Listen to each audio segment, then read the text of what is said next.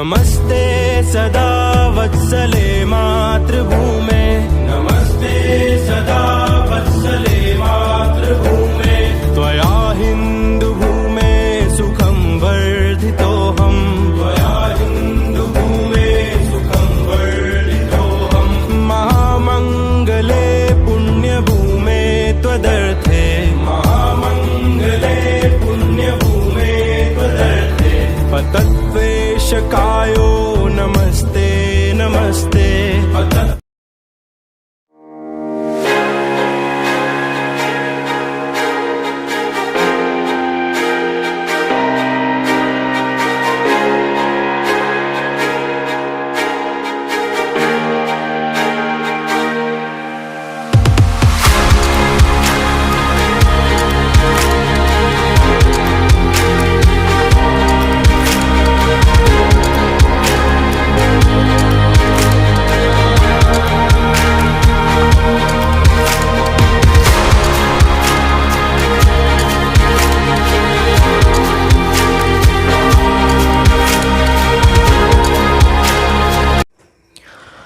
भारत देश हिंदू राष्ट्र था, हिंदू राष्ट्र है और हिंदू राष्ट्र ही रहेगा।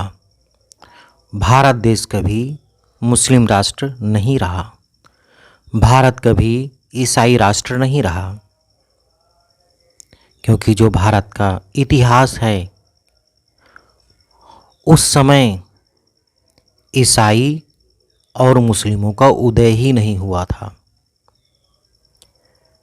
जो ज्ञात इतिहास है भारत का, लगभग 5000 वर्षों का इतिहास तो भारत का सबको पता ही है।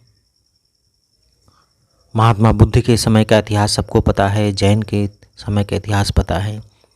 महात्मा बुद्ध के समय में भी ईसाई नहीं थे, ईसाई धर्म ही नहीं था, मुस्लिम नहीं थे, मुस्लिम धर्म ही नहीं था। कौन धर्म था? सनातन धर्म था। इसके बाद भी सनातन धर्म ही रहा है, आज भी है। बस जो बात है वो ये है कि बीच में सनातन धर्म था या कोई और धर्म था। सनातन धर्म में जो स्वार्थी, पाखंडी, लालची लोग थे, उन्होंने कई बातें अपनी तरफ से रख दी, जिससे कि लोगों में दूरियां बढ़ गईं और सब तहस नहस हो गया। हमें पुनः असली सनातन धर्म की ओर लौटना है। बस हमें कहीं से हिंदू राष्ट्र बनाने की आवश्यकता नहीं, उसकी घोषणा करने की आवश्यकता नहीं है। जैसे आजकल के ये बाबा शोर मचाते रहते हैं, हम हिंदू राष्ट्र बनाएंगे, हम हिंदू राष्ट्र बनाएंगे। अरे ये हिंदू राष्ट्र ही तो है, ये कोई दूसरा राष्ट्र बना कब? पहले ये बताओ। पहले तो जो हिंदू राष्ट्र का लोग राग अलापते हैं उनसे ये पूछो, यह अन्य राष्ट्र कब बना? ये तो हिंदू राष्ट्र था, है और रहेगा। बस हमें करना इतना ही है कि जो स्वार्थी, लालची, पाखंडी लोग हैं उनको सनातन धर्म से लात मार के बाहर कर देना है। और जो भी इन स्वार्थी, लालची, पाखंडी लोग धर्म से हटे, समझ लो सनातन धर्म प्रचंड हो जाएगा। सनातन धर्म की जो मूल भावना है उसको समझने की आवश्यकता है, उसको समझाने की आवश्यकता है। जय श्री राम। विदेशी आक्रांता की दास्ता को स्वीकार नहीं करेंगे तो भी किसी विदेशी में इतनी हिम्मत नहीं थी कि हमारे देश पर कब्जा कर पाता। दूसरी बात थी असंतोष। जो राजा वर्ग था वह केवल एक वर्ग के कहने पर चलता था, और जो वर्ग था वो केवल अपने हित के लिए सोचता था। बाकी अन्य जो दो वर्ण थे वो दुखी हो या सुखी हो उससे कोई मतलब नहीं रहता था। मतलब सीधा सा है, जो हमारे हजारों वर्ष पुराने राजा महाराजा थे वो केवल और केवल ब्राह्मणों की बनाई हुई नीति पर चलते थे। अगर ब्राह्मण कह दें कि यह व्यक्ति गलत है तो गलत है, ब्राह्मण कह दें यह व्यक्ति सही है तो सही है, भले ही सच्चाई कुछ और हो। और ब्राह्मणों ने अपने स्वार्थ में आकर के अन्य दो वर्णों पर, क्षत्रियों से, ठाकुरों से अत्याचार करवाया। ब्राह्मणों ने क्षत्रियों को प्रेरित करके वैश्य और शूद्रों पर अत्याचार करवाया, अधिक से अधिक कर लिया, और शूद्रों पर तो अमानवीय अत्याचार करवाए, जिससे कि इन दोनों वर्णों में असंतोष व्याप्त था। जब विदेशी आक्रांताओं ने हमला किया तो जब क्षत्रिय राजा हार जाते थे तो ब्राह्मण तो जो जीतता था उसी की जय जयकार करने लगते थे।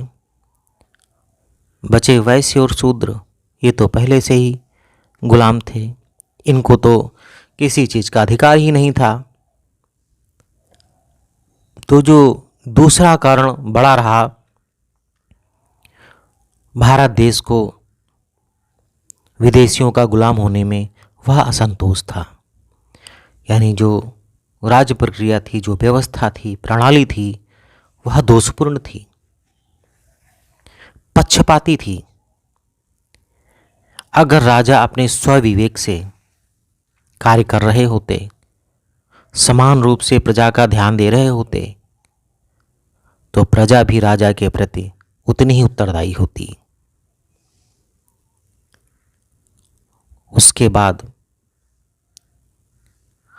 अब जब जो समर्थ जो और युद्धक वर्ग था शूद्र, उसे ना तो युद्ध करने के लिए अनुमति थी, ना धन रखने की अनुमति थी। और आप भी जानते हैं, हम भी जानते हैं कि वर्तमान समय के ओबीसी, एससी, एसटी ही पहले के शूद्र थे। अब आप अनुमान लगाइए कितने वीर लोग हैं। ओबीसी, एससी, एसटी में तमाम ऐसी जातियां हैं जो वीर हैं, और अगर ये युद्ध करती,